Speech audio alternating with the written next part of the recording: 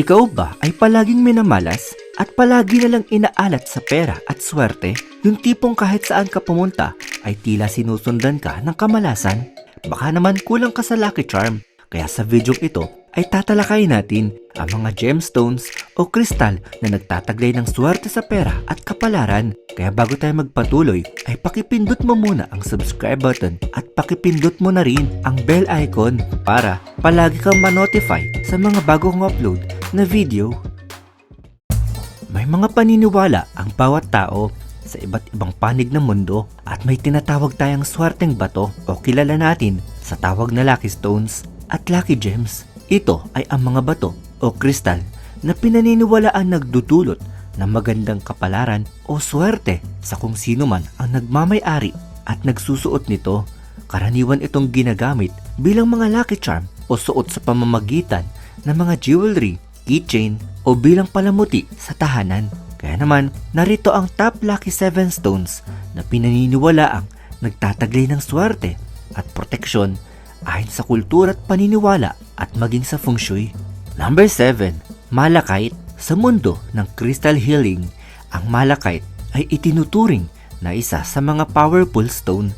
Ito ay nagbibigay ng lakas sa isang tao upang baguhin ang maling pananaw sa buhay. Nagbibigay rin ito ng tulong sa pagpapalakas ng personal na kapangyarihan o chakra upang lumabas ang swerteng taglay ng isang tao. Nagbibigay rin di umano ito ng swerte para sa mga relasyon o usaping pag-ibig. Ang malachite stone ay isa sa mga bato na mayroong malalakas at positibong enerhiya. Ito ay itinuturing na simbolo ng proteksyon at nagpapalakas ng mga emosyon at espiritual na taglay ng isang tao. Mayroong iba't ibang paraan ng paggamit ng malachite stone. Halimbawa, maaaring ilagay ito sa mga lugar na kung saan nagpapahinga o nagtatrabaho ang isang tao sa loob ng bahay o maging sa opisina. Ito ay upang magbigay ng proteksyon sa kanilang enerhiya laban sa mga masasamang elemento. Maaari ring isuot ang malachite bilang accessory sa katawan upang makapagbigay ito ng proteksyon at tulong sa pag-aayos ng mga emosyon at espiritual na aspeto. Number 6. Tiger's Eyes. Napakainam na magkaroon ng bato na tiger's eyes sapagkat sa mayroon itong mga swerte at positibong enerhiya. Kaya ito ang dahilan kung bakit isang popular na lucky stone sa mundo ng crystal healing, ang tiger's eyes. Itinuturing ito na isa sa mga pinakamalakas na bato sa pag-enhance ng self-confidence, pagkakaroon ng positibong disposisyon at pagkakaroon ng magandang relasyon sa buhay. Popular ang tiger's eye stone sa kanluranin maging sa katimugang Africa dahil sa mga paniniwala na ito ay may malakas na dulot na proteksyon laban sa kamalasan, negative energy at nagbibigay katiwasayan sa sino mang may suot nito. Kadalasang bracelet ang ginagawa sa tiger's eye stone, ngunit maaari mo itong ilagay sa money at health area ng ating bahay upang humatak ito ng wealth at abundance o swerte sa pera at upang ipromote nito ang paghatak ng enerhiya sa pera at health protection sa buong pamilya. Number 6. Lapis lazuli. Sinasabing nagbibigay ng proteksyon ang lapis lazuli sa taong may suot nito mula sa masasamang enerhiya at masasamang tao. Bukod dito, nakakatulong din ito sa pagpapalakas ng emosyon at pagpapataas ng self-awareness ng isang tao na magbibigay daan sa pagtuklas ng kanilang sarili at pagkamalikhain. Ang lapis lazuli ay naging popular sa Ehipto noong panahon ng mga pharaoh kung saan ginagamit ito sa mga relihiyosong seremonya at pagsasagawa ng mga ritual.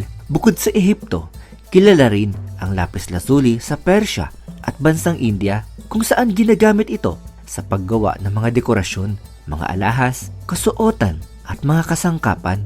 Hanggang sa kasalukuyan, ang lapis lazuli ay ginagamit pa rin sa paggawa ng mga dekorasyon at kasangkapan gaya ng mga singsing, kwintas at anting-anting. Sikat na sikat pa rin ang lapis lazuli hanggang sa ngayon dahil marami pa rin ang gumagamit nito dahil pinaniniwalaan ito ay may taglay na swerte na nagpapataas ng katalinuhan ng isang tao. Ito ay sinasabing na nagbibigay ng positibong enerhiya sa utak na makakatulong sa pag-unlad ng kaalaman at pagkakaroon ng linaw ng pag-iisip.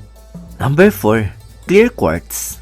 Bukod sa ibang lucky stones, ang clear quartz ay may kakayahang magbigay ng malakas na enerhiya o chakra at pinaniniwala ang nagbibigay ng spiritual awareness sa taong mayroon nito. Ayon sa paniniwala sa mundo ng crystal healing, ang pagsusuot ng jewelry o accessories na may clear quartz ay ina-activate nito ang positive energy ng isang tao upang palakasin ang abilidad ng may suot nito upang humatak ng swerte o buenas kahit saan man magpunta.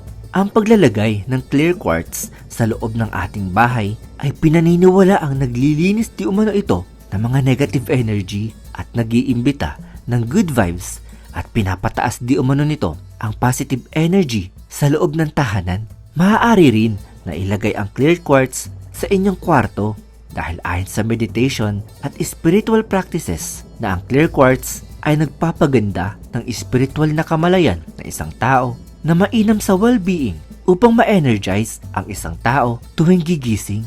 Number 3. Amethyst. Isa sa sikat na swerteng bato o well-known birthstone para sa mga taong ipinanganak sa buwan ng February, at ang amethyst ay nagmumula sa quartz family. Pinaniniwalaan ng mga tao sa iba't ibang kultura at relihiyon na nagdadala di umano ito ng iba't ibang uri ng swerte, kaginhawaan at spiritual na proteksyon para sa taong nagmamay-ari nito o mayroong dala na amethyst. Kabilang sa taglay nito ang spiritual na proteksyon na panglaban sa negatibong enerhiya at mga espiritu, at nagpapalakas din di umano ito ng spiritual connection sa mga taong iyong nakakasalamuha. Nagpapataas din ng intuition ang amethyst na mainam sa ating isipan upang magkaroon tayo ng malinaw na pananaw at lakas ng kaisipan. Ayon sa paniniwala na ang amethyst ay may kakayahang magpataas ng ating positibong aura at positibong pananaw sa ating buhay. Swerte rin ito sa kalusugan dahil pinaniniwalaang ito ay nagpapababa ng stress at anxiety at nagpapataas ng focus at concentration dahil sa kalmado at maganda nitong kulay. Number 2. Citrine.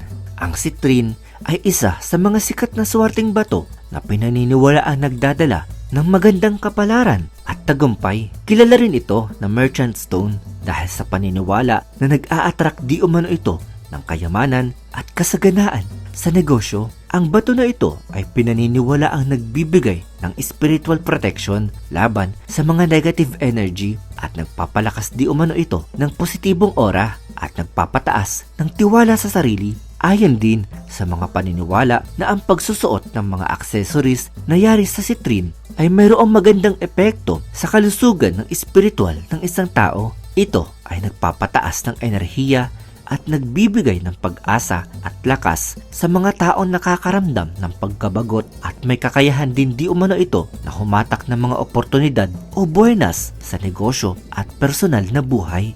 Number 1. Jade. Ito ay isang matatag na uri ng isang bato na sobrang importante sa Asya. Libo-libong taon na ang nagdaan na maging isang simbolo ng kaligayahan, pagkakaisa at tagumpay ang jade stone. Sikat na sikat ang jade stone lalo na sa kultura ng China dahil sobrang daming paniniwala at mga swerte ang ikinakabit o taglay ng jade stone. Kilalang nagdudulot ng kasaganaan, tagumpay at swerte sa negosyo o pangkabuhayan ang jade stone dahil sa kakayahan nito mag-attract ng enerhiya ng pera at kasaganaan para sa negosyo. Swerte ang jade stone sa usaping friendship dahil nakapagpapaganda ito ng koneksyon ng pagkakaibigan. Ito ay dahil sa kakayahang magpalakas ng harmonya at pagkakaisa sa mga relasyon at komunikasyon ng mga tao. Ang pagsusuot ng bracelet o anumang accessories na gawa o mayroong jade stone ay nagbibigay proteksyon sa sino mang may suot nito laban sa mga bad energies at kamalasan, at pinaniniwalaan na ito ay nagbibigay ng proteksyon sa mga masasamang pangitain. Isang paalala lamang, napakahalagang tandaan na ang mga epekto ng mga lucky stones ay hindi ipinipilit sa lahat at hindi rin nakasalalay sa mga siyentipikong ebidensya, bagkus ito ay mula sa mga paniniwala at at mga kultura, kasanayan at feng shui. Subalit, maraming tao ang nakakakuha ng kaginhawaan at inspirasyon sa pagdadala o pagsusuot ng mga espesyal na bato na maaaring sumasalamin sa kanilang mga pangarap at layunin. Ang mga lucky stones ay hindi lamang bato na mayroong magagandang kulay at hugis, dahil kung ikaw ay naniniwala sa lucky stone ay siguraduhin lamang na hindi nito maaapektuhan ang ating sariling bait at pakikitungo, at hindi rin ito ipinipilit na paniwalaan para sa ibang tao, at siguraduhin lamang natin na bumili ng mga lucky gems na galing sa mapagkakatiwalaang shop o mga alahero upang makasiguro na tunay at maganda ang mga taglay nitong katangian. Sa bawat pagdadala ng mga ito, huwag nating kakalimutan na ang swerte at kapalaran ay tayo pa rin ang gagawa at kikilos upang ito ay makamtan, sa tulong pa rin ng pagsusumikap at ng ating paniniwala sa ating Diyos.